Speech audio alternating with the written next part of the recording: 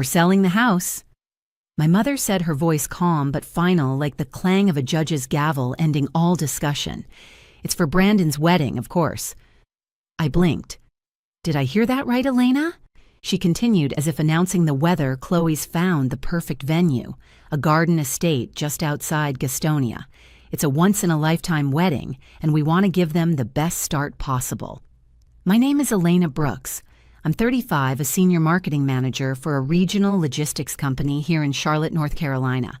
I've worked every day since I was 16, paid my way through college, budgeted, sacrificed, hustled.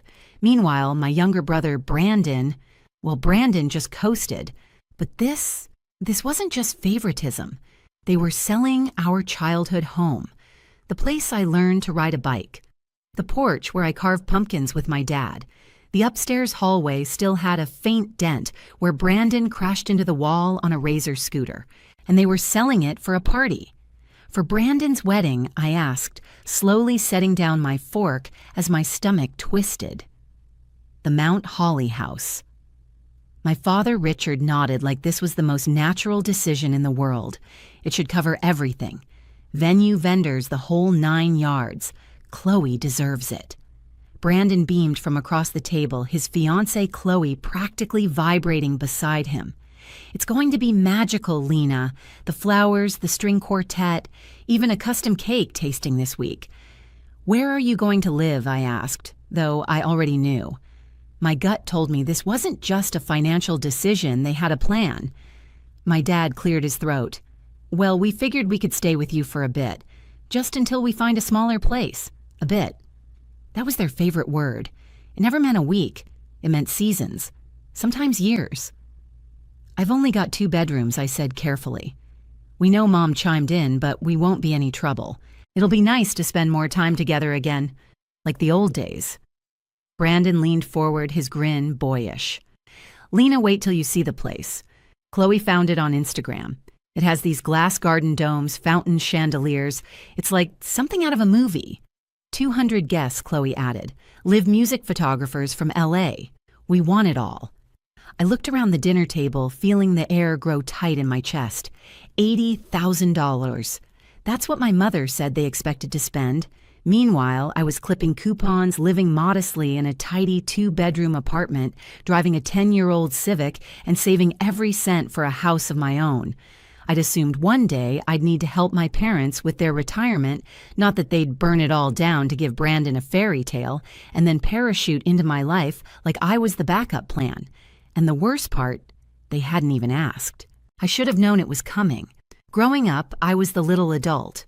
While Brandon was building blanket forts and forgetting homework, I was setting the dinner table, color-coding flashcards, and getting straight A's.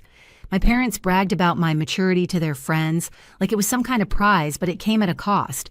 I didn't get to be a kid. I didn't get to fall apart. Because someone had to hold it together, and Brandon. He was the golden child. He failed algebra twice. My parents blamed the teacher. He wanted to play lacrosse, then fencing, then fly drones. He got everything he asked for. He totaled his car at 17, and within a week there was a newer model in the driveway. When I applied to colleges, I filled out financial aid forms alone at the public library. I worked 2 part-time jobs to avoid loans, skipped spring breaks, and graduated early. No one threw me a party. So when my parents announced they were selling the house, the one thing they had left for Brandon's wedding, I shouldn't have been surprised. But I was. And worse, I still felt guilty for even questioning it. "So when's the big day?" I asked, forcing my voice into something light, almost cheerful. June 15th. Chloe answered, her smile wide. "Brandon proposed at Christmas. We've been planning ever since. That gave them barely 4 months to sell the house, plan the wedding, and apparently move in with me." "You found a realtor already." "Meeting her tomorrow," my dad said. "The market's great. We should get at least $130,000.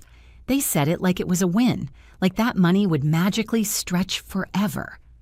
I just nodded. "Well," I said, pushing back my chair, "I hope it all works out." Brandon reached across the table, squeezing my hand like he was passing me a burden wrapped in gratitude. "Thanks, Lena. Seriously.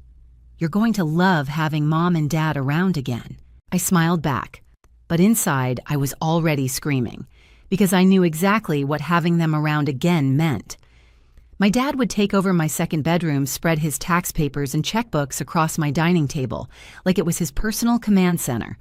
My mom would rearrange my entire kitchen critique, my laundry habits, and treat my bathroom like a shared dorm. And me, I'd quietly vanish from my own life again. But something was different this time. A part of me wasn't willing to disappear. 2 weeks later, it began. I was reviewing quarterly ad performance reports in my office when my phone buzzed with a message from my mother house. Showing went great. 3 offers already. Brandon's wedding is going to be amazing. I stared at the screen. My fingers hovered over the keyboard. 3 offers. Already, I typed back a polite congrats and tried to focus on a spreadsheet, but the numbers blurred. That evening, Brandon called. "You won't believe it," he said, breathless. "They got an offer, $130,000. They're accepting it." "That's fast," I said, "and Mom was wondering if she and Dad could start moving a few things to your place this weekend." I paused. "My place? Just personal stuff," he said quickly. "Clothes papers, nothing big." "Right." I looked around my 2-bedroom apartment. One room was my sanctuary, the other was my home office. There wasn't an inch of space for boxes, coats, or my father's 6-drawer file cabinet he refused to throw out since 1989. This weekend, buyers want to close quickly. Mom and Dad have to be out by the end of the month. I didn't answer right away. I could feel my pulse in my neck. "Have you thought about what happens after the wedding?" I asked. "Where they'll live." Brandon hesitated. I figured. "They'll stay with you until they figure it out. It's not a big deal, right?" Not a big deal. Like my life was a guest room. Like my peace, my space, my years of effort were all just holding patterns until the golden boy needed backup. I ended the call with a tight smile in my voice, then sat in silence. I looked out the kitchen window at the city skyline. All these years I'd built this life for myself. Every couch, every framed photo, every plant was chosen with intention. I had routines, calm evenings, freedom.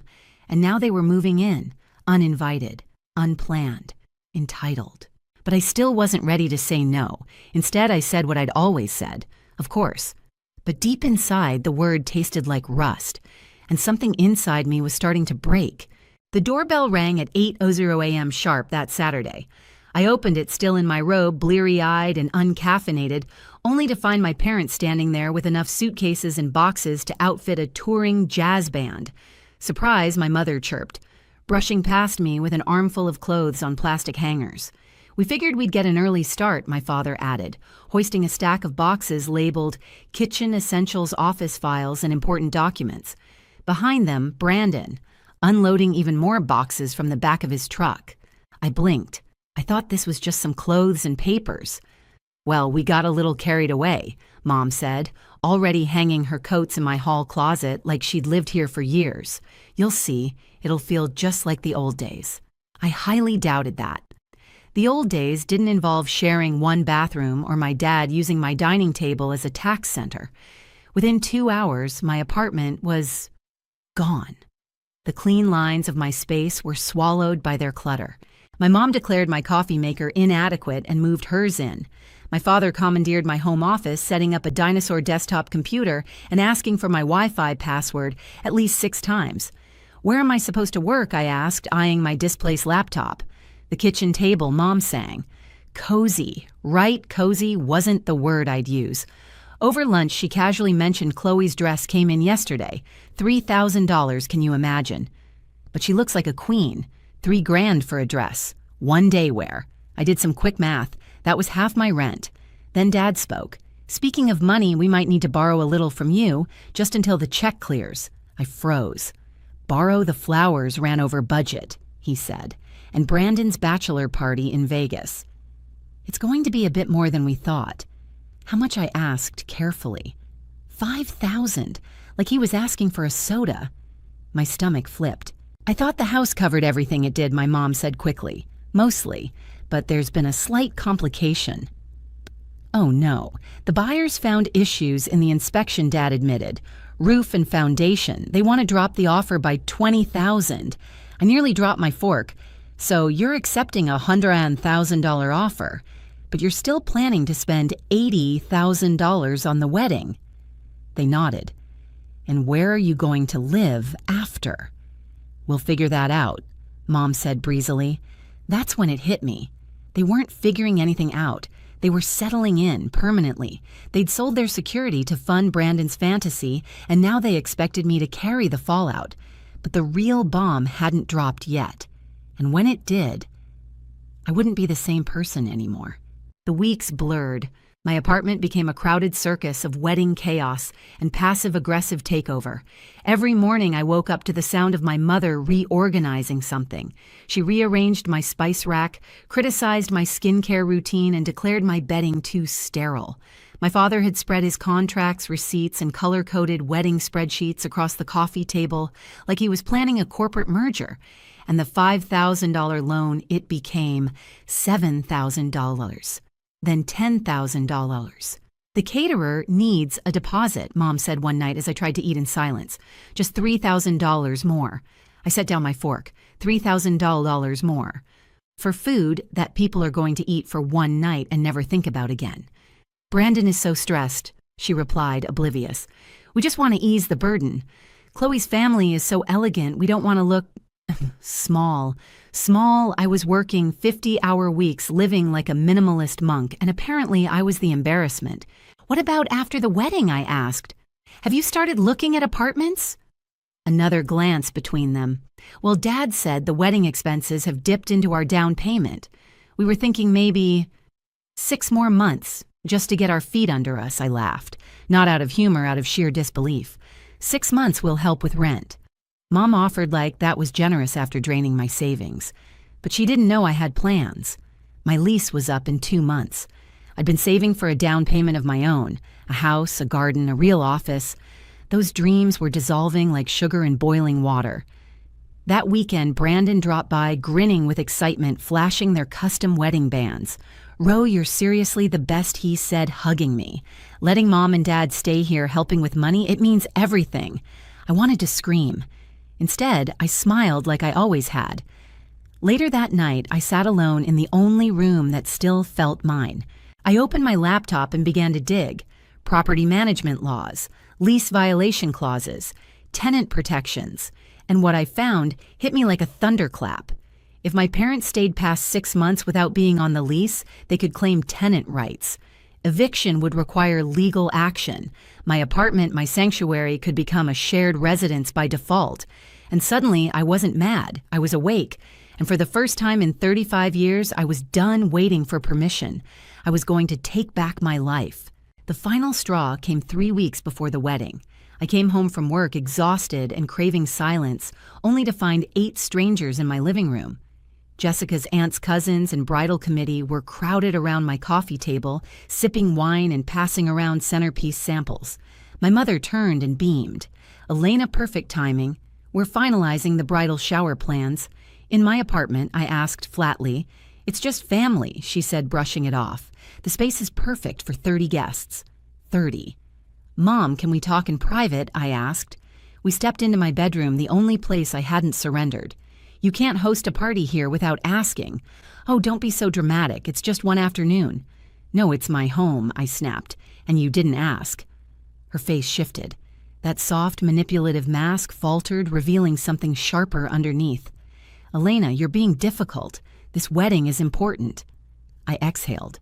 Then answer me honestly. What's your plan after the wedding? Where will you live? Silence. Then a sigh. We overspent, she admitted. We didn't expect the repairs or the floral upgrades. We only have about $15,000 left. $15,000 in a city where first, last, and a deposit could eat half of that in one bite. So your plan is to stay with me indefinitely, just until we figure something out. And that was it. The moment I saw her, not as my mother, the woman who made casseroles and held my hand after breakups, but as someone who made reckless decisions and expected me to clean up the mess. I didn't yell, I didn't cry, I took action. The next morning, I called my landlord. I explained everything. The unapproved tenants, the lease violations. He was blunt. You can either put them on the lease with higher rent or have them out in 30 days. I want them out, I said. Then I froze my bank account from any more family withdrawals. I'd already given $10,000. I wasn't an ATM, and then I made the hardest call of all. Brandon answered on the second ring. Hey, Lena, what's I need Mom and Dad out of my apartment by next Friday? Silence. What are you talking about? They're violating my lease. I've spoken to my landlord. They have to go. Elena, come on. The wedding's in 2 weeks, I'm aware. But this has gone too far. You're being incredibly selfish, he snapped. This is the biggest day of my life, and every day is mine, I said, calm but solid. I'm not sacrificing my life so you can have a fairy tale. I hung up before he could answer. Within the hour, the storm hit. Dozens of texts, missed calls. Mom showing up at my office in tears. How could you do this to us, she whispered. We're family. And family doesn't mean endless sacrifice, I said. It means making responsible choices, which you didn't. Then I handed her a folder listings I'd printed that morning, furnished short-term rentals, extended stay hotels, affordable apartments. She looked at them like I'd handed her eviction papers. In a way, I had. You want us to cancel the wedding? I want you to be adults. She left without a word. That week, something shifted. Chloe's parents started asking real questions. Expenses were cut. The bridal shower was moved to Jessica's aunt's house. No more orchestra. No Vegas bachelor party. And then 3 days before the wedding, Dad called. Elena, he said, voice low, I owe you an apology. For what? For everything. Taking advantage. Assuming. You were right to draw the line. I didn't say anything for a long moment. Thank you, I whispered. That means more than you know. Wedding's still happening. Smaller. But we'll manage on our own from now on. You sure? I'm sure. And are you still coming? I thought about it. About missing it. About showing up. About my brother. Yes, I said. I'll be there. The wedding was simple, hot, and thundercloud humid. Chloe wore the same dress. Brandon cried during the vows. My parents looked humbled. After the reception, Brandon found me near the parking lot. I owe you one too, he said. For everything. I didn't get it before. But I do now. I love you, Brandon. I always will. But I'm done being the family's safety net. He nodded. You deserve better than that. I drove home to my quiet apartment, my space, my peace. And the next month I made an offer on a small house with a garden and a door that only I had the key to. Looking back, I don't see what I did as revenge. It wasn't about hurting anyone. It was about protecting myself. Sometimes the kindest thing you can do for the people you love is finally say no. Have you ever been treated like the backup plan? Share your story below and don't forget to like, subscribe, and protect your peace.